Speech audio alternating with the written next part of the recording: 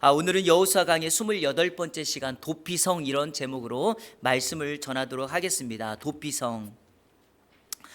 지난 시간까지 여호수아를 리더로 가나안에 입성한 이스라엘 백성들이 약속의 땅을 정복하고 하나님의 약속에 따라 12지파에게 땅을 분배하는 기업으로 나누는 말씀을 살펴보았습니다.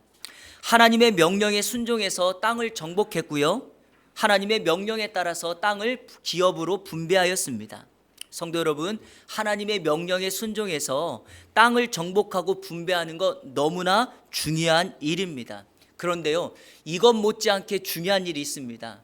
바로 하나님이 기업으로 주신 그 땅에서 하나님의 백성으로 축복의 통로로 내 삶을 유지해 나가는 것 또한 매우 중요하다고 할 수 있습니다. 왜냐하면 저와 여러분들은 지금의 삶이 끝이 아니기 때문입니다. 그리고 하나님께서 내가 예수 믿고 난 다음에 곧바로 천국으로 데려가지 아니하시고 이 땅에 남겨두신 이유는 반드시 내가 예수 그리스도를 믿어 하나님의 자녀로서 축복의 통로가 되었다고 하는 이 사실을 주변에 있는 이웃들에게, 예수님을 알지 못하는 사람들에게 나누고 전하기 위함입니다.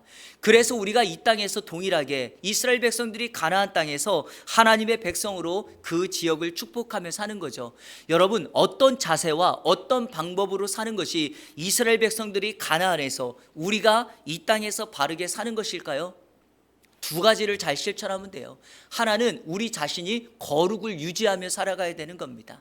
다른 하나는요, 이게 사실은 쉽지가 않은데 용서를 실천하며 살아가는 것입니다. 사실 거룩하고 용서하는 것은요, 우리 자신에 대해서도 타인에 대해서도 쉬운 행동이 아닙니다. 그러니까 내가 하나님의 백성으로서 거룩하게 용서하며 살아가야 되는데, 그런데 성도 여러분, 이 두 가지가 하나님의 명령이라면 어떻습니까? 하나님께서 우리에게 거룩하게 살아라, 축복하며 용서하며 살라라고 하는 것을 명령으로 주신다면요, 오늘 본문이 바로 그 말씀입니다. 하나님은 이스라엘 백성들에게 가나안 땅에 12지파에게 가나안 땅을 다 분배하고 기업으로 나누고 난 다음에 모든 것이 끝난 줄 알았는데 한 가지를 더 남겨둬요. 그게 바로 뭐냐? 도피성을 만들라고 명령하십니다. 자, 오늘 본문 1절과 2절을 같이 한번 읽겠습니다. 시작. 여호와께서 여호수아에게 말씀하여 이르시되 이스라엘 자손에게 말하여 이르기를 내가 모세를 통하여 너희에게 말한 도피성들을 너희를 위해 정하여. 분명히 성경이 말씀합니다. 하나님이 여호수아에게 도피성을 정하라고, 도피성을 세우라고 명령했다는 거예요. 도피성이라는 말 자체 그대로의 뜻은 안식처, 도피처, 피난처 이런 뜻입니다. 그런데 이 도피성을 만드는 게 성경이 이렇게 말하죠. 너희를 위하여 제정한 거다. 나를 위한 것이 아니라 너희를 위하여 제정한 것이다. 그러니까 이스라엘 공동체에는 이 도피성이 반드시 필요합니다. 사랑하는 성도 여러분, 이 도피성이 가나안 땅을 정복하고 분배하고 난 이후에 하나님께서 갑자기 명령하신 것이 아닙니다. 오늘 성경 1절 2절에 뭐라 그랬죠? 이미 과거에 모세에게 명령했던 것이다 라는 거죠. 그러니까요, 하나님의 의도하심은 분명합니다. 이스라엘 백성들에게 약속의 땅을 주시기 전에 하나님은 광야에서 이미 모세에게 그 땅을 너희가 분명히 틀림없이 들어갈 터인데 그 땅 들어가면 그 땅을 정복해서 가나안 땅을 12지파에게 주고, 그리고 난 다음에 곳곳에 도피성을 만들어서 하나님의 명령대로 너희가 거룩과 축복의 통로로 용서하며 살아가야 돼 라고 하는 것을 이미 가르쳐 주셨다는 것입니다. 이런 맥락에서 오늘 말씀을 듣는 저와 여러분들에게도 도피성이 필요합니다. 한번 물어볼까요? 성도 여러분, 여러분에게 도피성이 필요합니까? 아니, 여러분의 삶의 안식과 쉼을 위한 진정한 피난처가 필요합니까? 어떤 사람들은요, 1년에 꼭 한 번 아니면 두 번씩 내 인생의 회복과 쉼을 위해서 꼭 여행을 가시는 분들이 있어요. 어떤 분은 홀로 여행도 가고요, 어떤 분은 꼭 부모님과 가족들과 형제들과 여행을 가시는 분이 있죠. 왜 그렇게 꼭 가야 한다고 말합니까? 그것이 나를 새롭게 재충전하고 내 쉼과 피난처가 되기 때문이다. 그래서 안 가본 곳곳 좋은 곳들을 찾아 다니기도 하죠. 어떤 분들은요, 좋은 식당에 가서 가족들과 함께 음식을 먹는 분도 있어요. 그 음식을 먹으면서 안식을 누리며 쉼을 갖는 거죠. 사람마다 이런 도피처가 다 있어야 되고 피난처가 있어야 된다는 거예요. 하나님은 우리 성도들에게, 이 땅을 살아가는 우리들에게 도피성을 통하여 진정한 안식처를 놓아야 된다라고 말씀하고 있습니다. 그래서 오늘 말씀이 저와 여러분에게 도피성, 안식처를 찾고 바라기는 우리 이한교회와 여러분의 가정이 하나님이 세우신 진정한 안식처가 되기를 주님의 이름으로 축원합니다. 오늘 말씀을 통하여, 이 도피성 사건을 통하여 우리에게 주시는 명령 4가지, 그리고 우리에게 주시는 말씀의 교훈 4가지를 찾으면서 하나님의 은혜를 함께 나누도록 하겠습니다. 첫째로, 이 도피성은 실수로 살인한 자들의 생명을 보존하는 곳이에요. 실수로 살인한 사람들의 생명을 보존하는 거다. 이게 사실 엄밀하게 말해서 도피성이 필요한 이유죠. 자, 우리 3절 말씀 다 같이 읽겠습니다. 시작.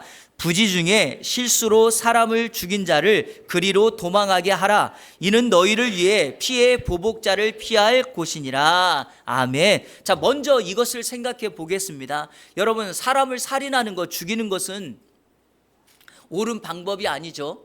생명의 창조자 하나님이십니다.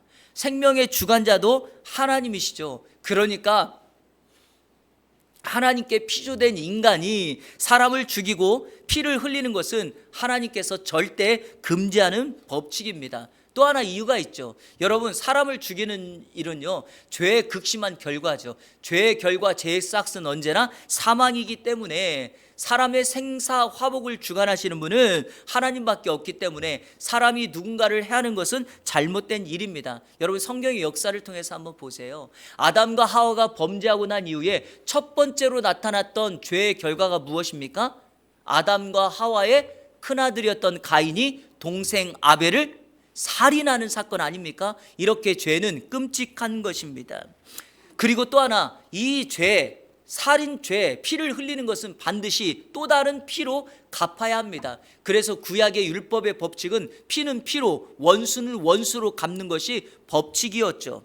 그런데 성도 여러분, 사람들이 많아지고 공동체를 형성하며 살아가다 보면 뜻하지 않게 사람들과의 관계 속에서 고의적인 일이 아니라 부지 중에, 그러니까 실수로 살인하는 경우가 종종 발생했다는 것입니다. 예컨대 성경의 예를 들어보면 나무를 베기 위해서 도끼질을 하는데 도끼가 그만 빠진 거예요. 빠졌는데 그 도끼가 옆에서 나무를 베고 있는 사람의 머리에 맞아서 그 사람이 죽음을 당하는 경우가 있습니다. 어떤 경우는 원한을 가지고 있지 않는데 사람을 밀었는데 그 민 사람이 낭떠러지에 떨어져서 죽는 경우도 발생하고 또 다른 죽음의 경우가 생기기도 합니다. 돌을 던졌는데 그 돌을 맞아 죽는 경우도 있다는 경우입니다. 우리 사회도 빈번하게 이런 일들이 발생합니다. 의도치 않은 일. 그러나 부주의와 잘못된 일로 발생하는 일은 책임을 져야 됩니다. 하지만 생각하지 못하게, 뜻하지 않게 이런 일이 발생하죠. 그런데 여러분, 부지 중에 발생한 일은 내가 어떤 원한도 없었고 고의가 아니었기 때문에 이런 문제에 대해서는 반드시 처리를 해줘야 된다라는 것입니다. 바로 이럴 때 부주의로 누군가를 죽였던 사람이 생명을 보존하기 위해서 달려가고 피할 곳이 바로 도피성이었다라는 것입니다. 그러니까 내 아들이 죽임을 당했는데 갑작스럽게 죽임당한 아들의 피를 보복하기 위해서 누군가가 쫓아올 때 그 사람에 의하여 피하여 생명을 보존할 수 있는 곳, 그곳 바로 도피성이었다라고 하는 거죠. 부지 중에 살인한 자의 생명을 보존하는 것입니다. 그런데 여기에는 또 하나의 이유가 있어요. 이것이 또 하나의 이유가 사실 저는 더 중요하다고 생각합니다. 우리의 삶의 현장에서는. 이거는 공동체에 주는 메시지예요. 이것은 바로 이와 같은 부지 중에 지은 죄라 할지라도 이런 죄를 근절하고 끊기 위함입니다. 성도 여러분, 부지 중에 사람을 죽였을지라도 그 결과는 반드시 죽음이잖아요. 무슨 말이냐면 죽은 사람을 되살릴 수가 없지 않습니까? 그 결과로 그 가정과 그의 가족들은 인생이 완전히 깨어지는 슬픔을 경험하게 됩니다. 그 당사자는 도피성에 가서 살았지만 그 공동체와 그 가정과 그 가족들은 어려움, 위기의 순간에 놓이게 되는 거죠. 바로 그러한 문제를 도피성에서 생각해 보면서 내가 부지 중에라도 실수로라도 이렇게 하면 공동체가 깨진다라고 하는 것을 기억하며 생각하는 거죠. 자, 6절 말씀 한번 읽어볼까요? 6절 다 같이 읽겠습니다. 시작. 그 살인자는 회중 앞에 서서 재판을 받기까지 또 그 당시 대제사장이 죽기까지 그 성읍에 거주하다가 그 후에 그 살인자는 그 성읍 곧 자기가 도망하여 나온 자기 성읍. 아멘. 여러분, 부지 중에 살인한 자가 도피성에 머물다가 집에 돌아갈 수 있는 경우를 말합니다. 회중들 앞에서 재판을 받고 당시 대제사장이 죽음을 당해야지 그때 돌아가게 돼요. 근데 여러분 보십시오. 당시 사람들이 일반적으로 100세 이상을 살아가는데 대제사장이 빨리 죽지 않습니다. 그러니까 도피성에서 머무는 기간이 굉장히 길 수가 있죠. 그러니까 집에도 돌아가지 못하고 그 도피성에서 자신의 잘못을 돌아보면서 어떻게 해요? 다시는 공동체에 어려움을 끼치지 않아야 되겠다라고 하는 자기의 근신과 공동체의 거룩을 생각하며 살아갈 수 있도록 만드는 것, 그게 바로 도피성이었다라고 하는 것입니다.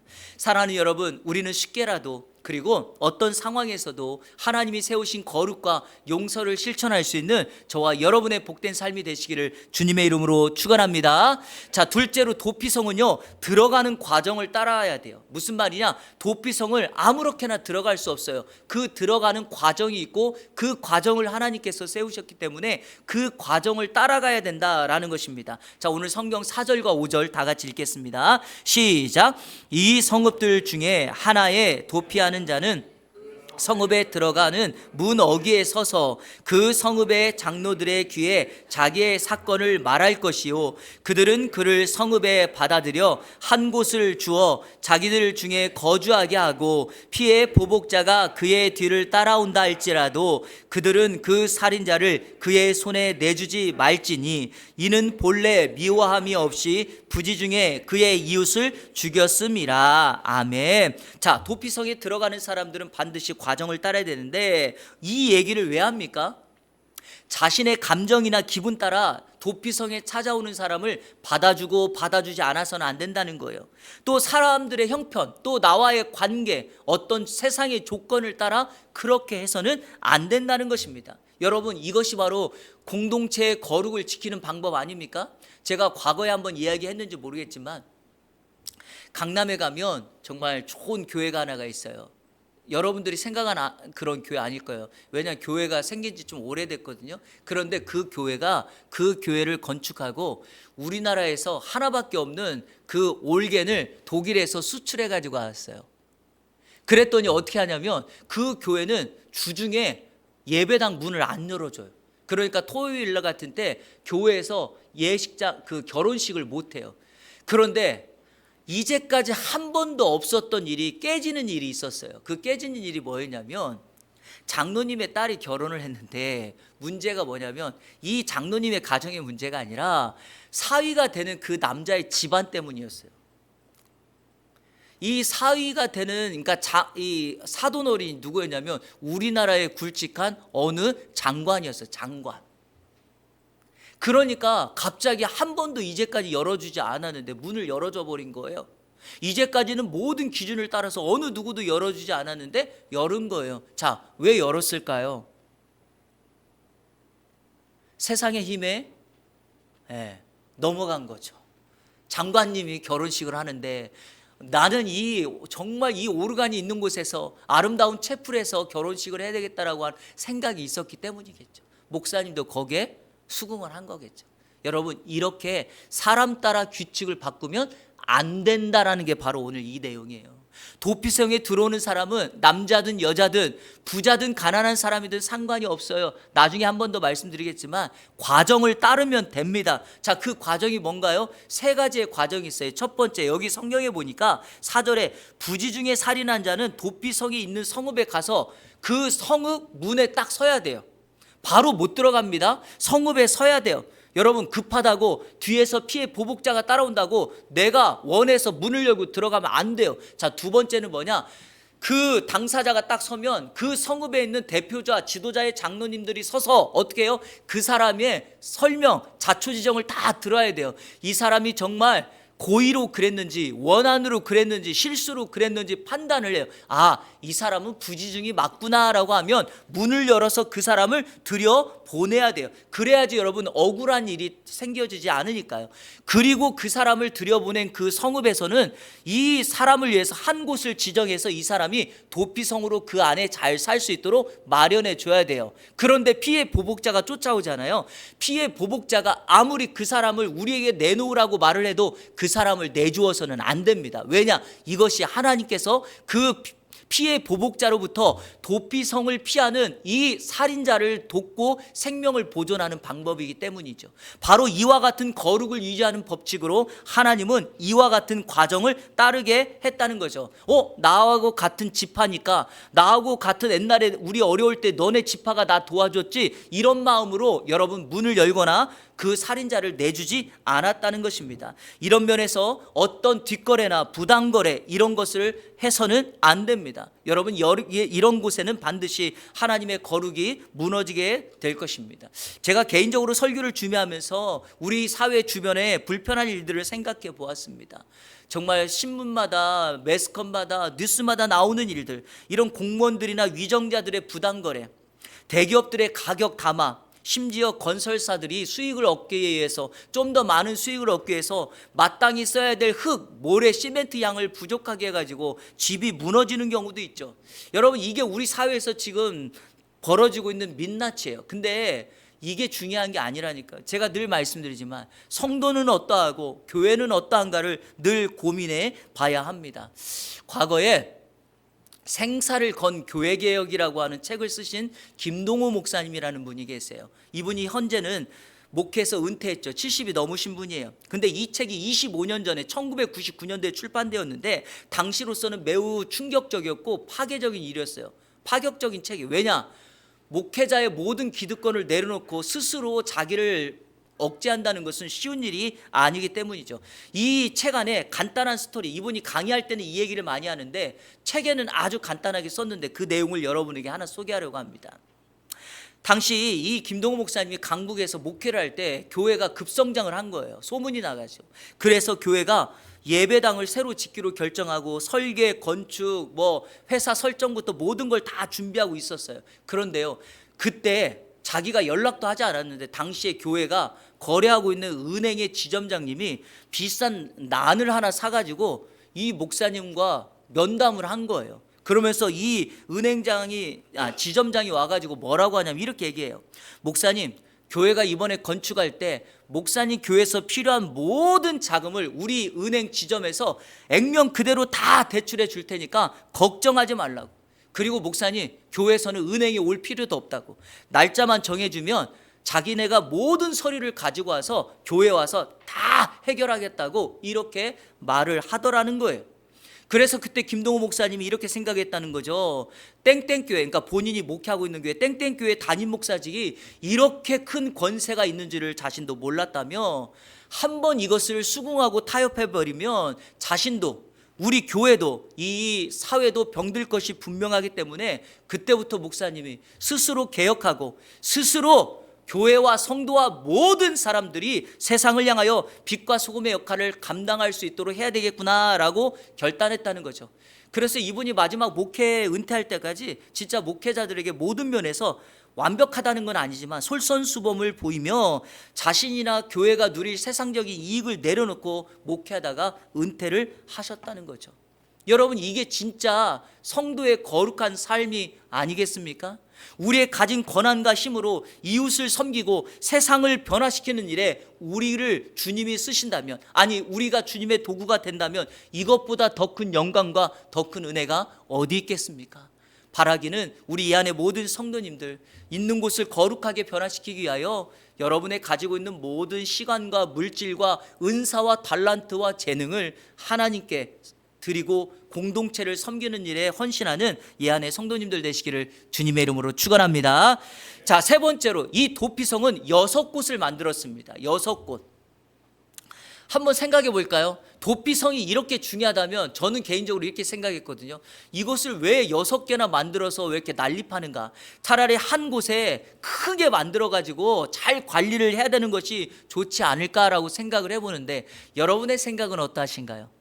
하나님이 6곳을 만들라고 했던 이 6곳의 위치가 7절과 8절에 나오죠. 자, 성경을 읽지 않고 제가 장소만 여러분들에게 한번 말씀드려 볼게요. 이 6곳이 요단강을 중심으로 우리가 지금까지 살펴왔던 요단 동편의 3개, 서편의 3개가 있었습니다. 자, 먼저 요단 서편, 그러니까 갈릴리 땅에 납달리 지파에 속한 게데스, 에브라임 지파의 세겜, 유다 지파의 기럇 아르바. 이 기럇 아르바가 우리가 잘 알고 있는 헤브론입니다. 자, 그리고 요단강을 중심으로 오른쪽, 여러분 혹시 기억나시나요? 요단 동편 땅을 기업으로 받은 세 지파 기억나십니까? 루벤, 갓, 므낫세 반지파죠. 거기에 루벤의 게셀, 갓 지파의 길랏 라못, 므낫세 지파의 바산 골랏, 이렇게 6개를 두었다는 거죠. 자, 그러면 질문, 왜 요단 동편의 3개, 서편의 3개, 6곳을 만들었을까요? 이거는 분명한 하나님의 우리 인생을 향한 배려입니다. 왜냐하면 만약에 도피성이 거리가 멀면 피해 보복자가 실수로 살인한 사람들을 따라와서 어떻게 할까요? 피해 보복을 할 수 있기 때문에 곳곳에 그 도피성을 두어서 어느 누구라도 쉽게 보복자로부터 자기의 생명을 지킬 수 있도록 하나님께서 선택한 우리를 향한 배려의 방법이었다라는 것입니다. 여러분, 이게 바로 우리가 해야 될 사명 아닌가요? 제가 설교 시작할 때 이 땅의 진정한 도피처, 안식처가 우리 교회라고 한다면 오늘 이 땅의 교회가 해야 될 일이 바로 무엇인가요? 바로 동일한 일을 하는 것이잖아요. 지난 9월 한국에 있는 기독교 교단들이 각 교단마다 총회를 열었죠. 해마다 교단은요, 총회를 열기 전에 1년 동안 교회 실태 조사를 합니다. 그런데 이때 정말 놀라운 결과가 발표되었어요. 우리 대한민국의 대표적인 장로교 2곳을 뽑으라면 저희 교회가 속한 대한예수교 장로회 합동측과 저기 장신대에 있는 대한예수교 장로회 통합측 아닙니까? 두 교회가 교인 수 실태 조사를 했어요. 그런데 놀라운 사실은 우리 합동측은 1년 동안 10만 1,300명이 감소했다라고 말했고, 통합측은 9만 4천여 명이 감소했대요. 합치니까 통합측과 합동측 두 교단만 20만 명이 감소했어요. 한마디로 20만 명의 성도들이 교회를 떠나버린 겁니다. 여러분, 도피성이 돼야 될, 그래서 누구라도 찾아와서 참된 안식과 피난을 가져야 될 이 교회가 왜 사람들이 도리어 교회를 떠나고 세상에 외면을 받게 되었을까요? 여러분, 이 땅에 있는 교회를 우리는 로컬 처치라고 불러요. 지역교회라고 불러요. 지역교회라고 하는 것은 그 지역을 섬기는 일, 지역의 필요를 돕는 일, 그리고 예수 그리스도와 그분의 복음만이 우리를 살릴 수 있는 유일한 희망이요 대안이라고 하는 것을 선포해야 합니다. 그런데 교회가 변화시켜야 될 세상을 따라가고 쫓아가기 때문이죠. 세상은 교회를 바라보면서 부러워하고 동경하고 교회 안으로 들어야 되는데 이것이 완전히 바르게 되었기 때문이죠. 그래서 성경은 이렇게 말합니다. 우리는, 성도는, 교회는 세상과 다르게 살아야 된다라고 우리에게 명령하는 것입니다. 왜? 예수님이 좁은 길로 가라 했으니까요. 조금 전에 우리가 찬송가 불렀던 것처럼 구원의 문은 언제나 좁기 때문에 사람들이 많이 가지 않는 그 길을 향하여 나아가는 것이죠. 제가 우리 예안의 성도님들께 촉구합니다. 사랑하는 여러분, 복음의 본질을 붙들고 예수님처럼 제자의 삶을 실천하기 위하여 자기를 부인하며 이 세상과 타협하지 아니하고 주님이 원하는 선한 길을 향하여 나아가는 예안의 모든 성도님들 되시기를 주님의 이름으로 축복합니다. 여러분, 이 사진의 인물 한번 보실래요? 혹시 누군지 아시나요? 보신 적 있으신가요?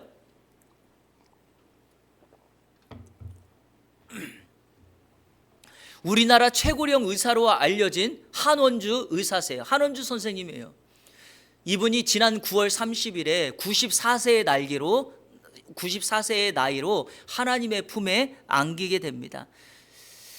이분은요, 사실 그리스도인들이 따라갈 모델로 삼기에는 좀 부담스러운 분이에요. 왜냐하면 삶이 처음부터 마지막까지 너무 경건하고 제자의 길을 실천했던 분이기 때문이죠. 이 한원주 선생님은 독립운동가의 딸로 태어났어요. 고려대학교 고려의대 전신이었던 경성여자의학전문학교에서 산부인과를 전공하신 분이에요. 남편의 배려로 미국에 가서 내과를 공부하며 유학까지 하고 갔어요. 그때 당시에 승승장구하고 있던 그분이 미국에서 모든 오퍼가 있었음에도 불구하고 그거를 포기하고 한국 조국 땅으로 돌아옵니다. 그래서 이분은 성공할 수 있고 부부가 정말 높은 곳에 앉을 수 있었지만 그거 다 내려놓고 병원 하나를 개원해서 그 병원의 지역사회 사람들을 돕고, 특별히 이분의 삶을 보니까 평생을 검소하게 살면서 자신의 가지고 있는 모든 재산의 것들을 사회 소외계층을 돕고 장학금을 내고 연약한 이들을 돕고 섬기는 일에 헌신한 분이에요. 이분이 나이 70이 딱 되자마자 자신의 개원했던 병원을 폐업하고 홀로, 남편이 이미 돌아가셨기 때문에 묵묵히 지방으로 가서 거기 이제 보면 매그너스라고 그러는데 그 요양병원에 들어가요. 70세. 그리고 죽을 때까지 24년 동안 거기에서 자기와 같은 노년에 죽어가는 사람들을 매일 10명의 환자를 진찰하고 병실마다 돌아다니면서 그들을 위로하고 격려하며 친히 함께했던 사람입니다. 방송에도 여러 번 나왔어요. 하지만 교만하지 않아요. 이분은 마지막까지 자기가 가지고 있는 모든 것, 심지어는 상금까지도 다 사회에 환원해요. 이분은 한국말을 잘 못하는 사람들에게 영어를 잘하기 때문에 영어로, 또 일본어를 잘하기 때문에 일본어로 대화하면서 환자들을 진료했던 분입니다. 한 병원이 나이가 많은 의사를 청원했다는 것 때문에 구청에서 조사를 나왔어요. 근데 조사관이 깜짝 놀란 거예요. 나이 80이 넘은 분이 컴퓨터를 너무 잘하는 거예요. 그러니까 이거는 거짓말이 아니고 진짜다라고 해서 그냥 돌아갔던 예도 있습니다.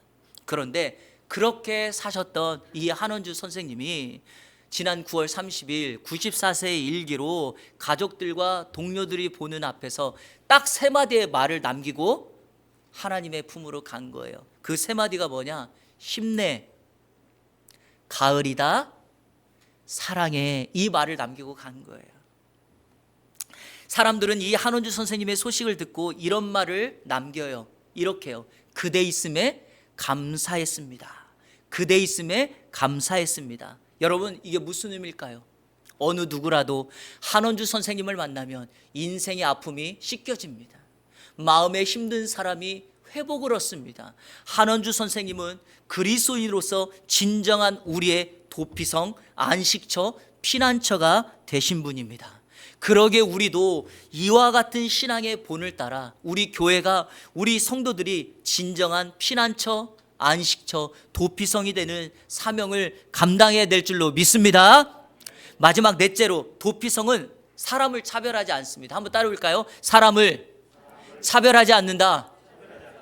오늘 이 4번째를 저의 결론으로 삼아 여러분들께 말씀드리도록 하겠습니다. 자, 9절 말씀을 다 같이 읽겠습니다. 9절 시작. 이는 곧 이스라엘 모든 자손과 그들 중에 거류하는 거류민. 자, 거류민은 외국인 나그네를 말합니다. 거류민을 위하여 시작. 선정된 성읍들로서 누구든지 부지 중에 살인한 자가 그리로 도망하여 그가 회중 앞에 설 때까지 피해 보복자의 손에 죽지 아니하게 하기 위함이라. 아멘. 여러분, 도피성은 이스라엘 백성들만을 위한 곳이 아닙니다. 도피성은 외국인, 나그네, 가나안 족속들을 포함하여 모든 이들에게 하나님께 열어놓으신 구원의 안식의 방법입니다. 여러분, 사람은 누구라도 누군가를 해할 수 있습니다. 내가 이스라엘 백성이라고, 이방인이라고 누군가를 해하지 않고 이런 일은 없습니다. 그러니까 누구든지 부지 중에 살인한 일이 있다면, 누군가를 해했다면 그 사람은 신분에 상관없이 도피성으로 와야 합니다. 성도 여러분, 교회는 누구라도 올 수 있는 곳이어야 합니다. 교회는 부자든 가난하든 남자든 여자든 몸이 건강하든 아프든 누구라도 올 수 있는 곳이어야 됩니다. 부자들만 오고 지식 있는 사람들만 오고 경상도 사람들만 오고 충청도 사람들만 오면 그게 진정한 교회겠습니까? 하나님께서 우리에게 이 땅에 예수 그리스도를 보내주시고 죄로부터 해방받지 못한 그 인생을 향하여 예수 그리스도께서 십자가에 달려 죽으심으로 우리의 진이 도피성이 되어주셨고, 그 도피성이 되어주신 예수 그리스도 그분의 희생으로 이 땅에 교회가 생겼고, 이 교회가 또 다른 도피성의 역할을 해야 되는데, 우리가 예수님도 하지 않으셨던 그 차별, 사람을 고르면 되겠는가라고 하는 것입니다. 사랑하는 여러분, 바로 이것이 가나안 땅에서 이스라엘 백성들이 사는 삶의 방식입니다. 자신의 민족만이 아니라 이방과 후손들까지 모두 다 섬길 수 있는 그 축복의 통로, 그것이 하나님께서 약속의 땅에 이스라엘 백성들을 두시고 가나안 족속들과 앞으로 오고는 모든 세대를 섬길 수 있는 하나님의 방법인 줄로 믿습니다. 이런 맥락에서 마지막으로 여러분에게 말씀드립니다. 우리 이한교회가 여러분의 도피성이 되기를 축복합니다. 그런 의미에서 이곳에서 하나님의 은혜와 위로와 격려를 받았다면, 여러분의 삶의 현장 일터에 가서 도움이 필요한 사람, 아픈 사람, 여러분의 예수 그리스도의 복음을 가지고 그들에게 참된 희망을 선포하고 그들에게 안식을 제공하는 여러분 자신이 도피성이 되기를 주님의 이름으로 축원합니다. 그렇게 이번 한 주간 승리의 삶을 살아가는 이 안에 모든 성도님들 되시기를 주님의 이름으로 축원합니다. 우리 시간에 다 같이 결단의 찬양 드리도록 하겠습니다.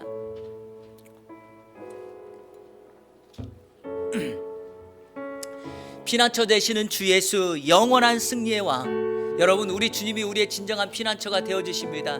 그분께 달려나가는 인생, 어떤 누구라도 승리함을 얻고 회복될 줄로 믿습니다. 사랑하는 여러분, 힘들고 어렵고 눈물 나고 아파하고 괴로움이 있을 때 사람 찾아가지 마시고 교회 와서 주님 앞에 엎드려 무릎 꿇고 기도하면 우리 주님께서 진정한 안식과 여러분의 피난처가 되어 주실 줄로 믿습니다. 우리 이 찬양 같이 고백함으로 설교를 좀 정리하고 우리의 마음을 하나님 앞에 올려드렸으면 좋겠습니다. 찬양합니다. 피난처 되시는 피난처 되시는 주 예수, 영원한 승리의 왕. 주님의 얼굴을 구할 때, 주님의 얼굴을 구할 때 주의 빛 비추시네. 전쟁은 주님께, 전쟁은 주님께 속했네. 승리는 우리의 것.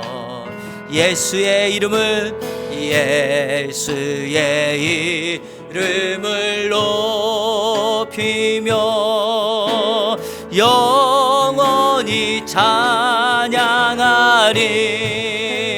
주님의 임재, 주님의 임재에 온 땅은 들리고 우리 기도에 하늘 문 여시네. 온 민족과 열방 주께 경배해. 영원히 보좌에 계신 왕께 우리 다시 한번 찬양합니다. 피난처 되시는, 피난처 되시는 주 예수, 영원한 승리의 왕. 주님의 얼굴을 구할 때 주의 빛 비추시네. 전쟁은 주님께 속했네. 승리는 우리의 것. 예수의 이름을, 예수의 이름을 높이며 영원히 찬양하리. 아멘. 주님의 임재, 주님의 임재에 온 땅은 들리고 우리 기도에 하늘 문 여시네. 온 민족과 열방 주께 경배해. 영원여 하나님 어린 양께, 하나님 어린 양께. 우리 한 번 더 고백합니다. 주님의 임재, 주님의 임재에 온 땅은 들리고 우리 기도에 하늘 문 여시네. 온 민족과 열방 주께 경배해. 영원히 하나님 어린 양께 모든 영광과 존귀와 능력 우리 주님 받으소서. 받으소서. 영광과 존귀와 능력 받으소서. 그리스도 살아계신 하나님. 아멘. 세상이 너무나 힘듭니다. 그래서 사람들에게는 도피성, 피난처가 필요합니다. 이 땅에 교회가 존재해야 될 이유가 바로 여기에 있습니다. 교회는 세상의 어떤 아픔과 세상의 어떤 방법, 방식이랄지라도 끌어안고 그들을 섬겨야 됩니다. 교회가 세상화되어가는 것, 세속화되어가는 것은 우리가 거절하고 버려야 되겠지만, 그러한 모습을 가지고 있는 사람들이 교회에 온다면 우리는 마땅히 그들을 예수 그리스도의 사랑으로 섬겨야 될 줄로 믿습니다. 먼저 여러분 힘들고 어려운 일 있을 때마다 주님 앞에 나아오십시오. 주님께 말하십시오. 주님께서 여러분의 피난처가 되어 주실 것입니다. 여러분을 안아주시고 눈물을 닦아주시고 새 힘을 공급해 주실 것입니다. 두 번째, 여러분이 세상을 향하여 나아가는 또 다른 피난처가 세상을 향하여 되어가 주십시오. 왜 사람들이 힘들 때 그리스도를 찾아올까요? 왜 사람들이 어려울 때 우리들에게 기도 부탁을 할까요? 우리에게는 하나님의 능력이 있음을 그들이 알기 때문입니다. 그렇게 축복의 통로로 살아가는 여러분들 되기 위하여 사명을 이루어달라고 기도하십시오. 마지막 세 번째, 특별히 기도 부탁을 드립니다. 필리핀의 황창열 선교사님과 태국의 김희철 선교사님하고 통화하고 카톡할 때마다 저에게 꼭 하는 말씀이 있습니다. 예안교회 기도가 나의 힘이 된다고 이렇게 말합니다. 선교지에서 언어가 통하지 않고 환경과 모든 것이 낯선 그 땅에서 선교사님들이 그곳에서 어떤 위로와 힘을 받을까요? 바로 이 땅에서 기도하고 있는, 이곳에서 기도하고 있는 우리 예안교회의 그 기도의 힘과 능력이 선교지를 향하여 나아갈 테고, 그것을 듣고 그것을 통하여서 하나님의 위로와 하나님의 은혜를 받지 않겠습니까? 우리 태국의 김희철 선교사님, 필리핀의 황창열 선교사님 오늘 특별히 한번 축복하며 이 시간 우리 세 가지를 놓고 다 같이 한번 결단으로 합심하여 기도하며 나갑니다. 기도하겠습니다. 좋으신 아버지 하나님 감사합니다. 하나님, 오늘 말씀을 통하여 우리의 진정한 도피성이 되어주시는 예수 그리스도 그분의 모습을 살펴보았습니다. 하나님, 우리 예안교회가 이 땅의 진정한 도피성이 되게 하여 주옵소서. 힘들고 어렵고 아플 때마다 주님께 나오며 주님이 외면하지 아니하시고 우리를 품으시고 안으시고 도와주시는 은혜를 기억합니다. 하나님 앞에 나와 하나님의 은혜를 구하는 우리들 될 수 있도록 인도하여 주옵소서. 하나님, 또한 우리가 하나님께 받은 은혜를 세상을 향하여, 일터를 향하여 흘려보내는 은혜의 역사가 있게 하여 주시고, 우리 자신이 그 세상을 향하여 도피성이 될 수 있도록 인도하여 주옵소서. 하나님, 우리가 이 시간에 특별히 기도합니다.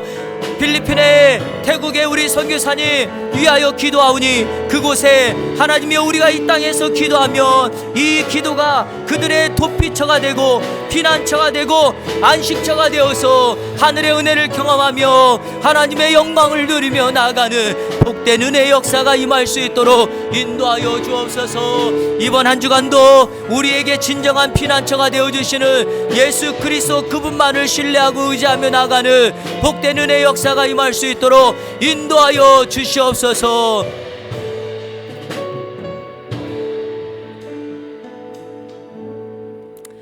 하나님 아버지 감사합니다. 이스라엘 공동체에 도피성을 주어 부지 중에 살인한 자의 생명을 보존하고 공동체를 거룩하게 세워나가고 또 받은 그 은혜를 잘 생각하여 또 다른 공동체를 섬기라고 주님께서 도피성의 역할을 만들어 주셨습니다. 오늘 이 말씀 붙들고 우리가 주님께 나와 도피성의 은혜를 경험하고 받은 은혜 기억하여 우리가 세상을 향하여 이웃들을 향하여 도피성이 되어주고 특별히 오늘 기도하였던 것처럼 우리가 이곳에서 기도하면 필리핀의 황창열 선교사님, 태국의 김유철 선교사님이 그 선교지에서 주님의 안식을 누리는 도피의 은혜가, 도피성의 은혜가 그곳에 임하게 하여 주옵소서.